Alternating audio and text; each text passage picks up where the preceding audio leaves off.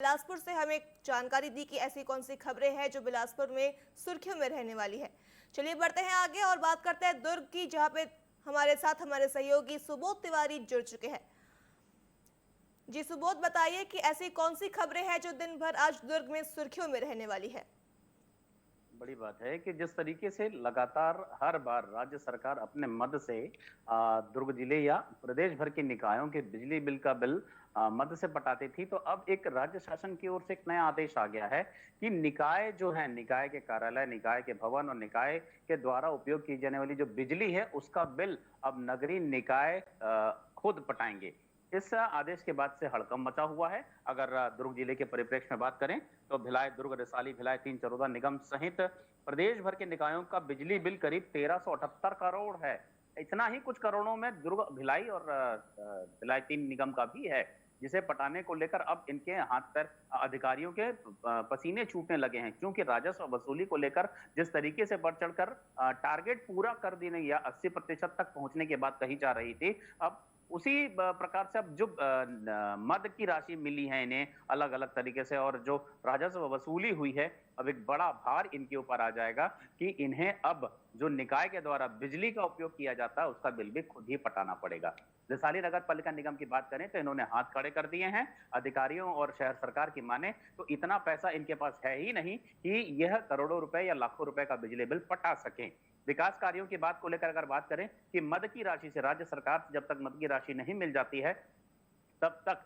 विकास कार्य किए ही नहीं जा पाते, तो फिर ऐसे में बिजली बिल कैसे बटाया जाएगा, क्योंकि राजस्व वसूली नगर पालिका निगम भिलाई की जो है वो बेहद कम है अन्य निगमों की अपेक्षा। अब दूसरी बड़ी बात,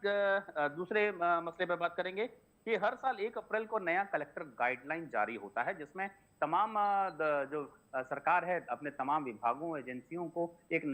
इस नए कैलेंडर के मार्फत प्रशासनिक प्रक्रियाओं को पूरा करने की बात कही गई रहती है कैलेंडर में। लेकिन इस बार तक तो जिला मूल्यांकन समिति ने जो दर का निर्धारण किया था राजस्व वसूली को लेकर, खासकर जमीन की रजिस्ट्री को लेकर, तो 1 तारीख तक इसे माना गया था, लेकिन अब यह 15 तारीख तक जो जमीन की रजिस्ट्री है वह पुराने कलेक्ट्रेट दर से होगी और नया कलेक्टर दर जो है वो 15 तारीख से लागू होगा। तो एक 15 दिन की जो छूट मिली है जमीन की रजिस्ट्री को लेकर, इसे लोग काफी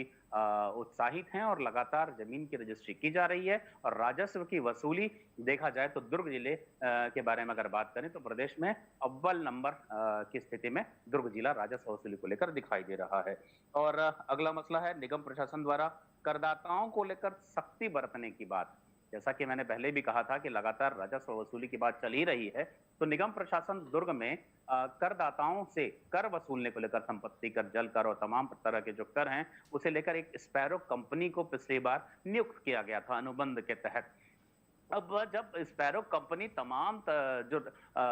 घोटाले का शिकार होगा, माफ कीजिएगा, कि उसके ऊपर जब 420 का आरोप लगा तो सामान सहित वह भाग खड़ी हुई, और तो और निगम के मद की जो राशि थी, जो संपत्ति कर, जलकर के रूप में उसने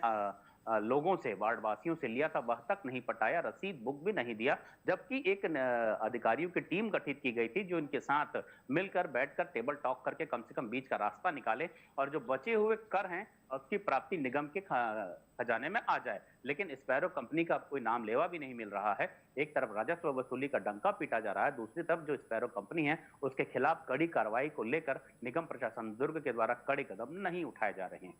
जी जी सुबोध, तमाम जानकारी के लिए आपका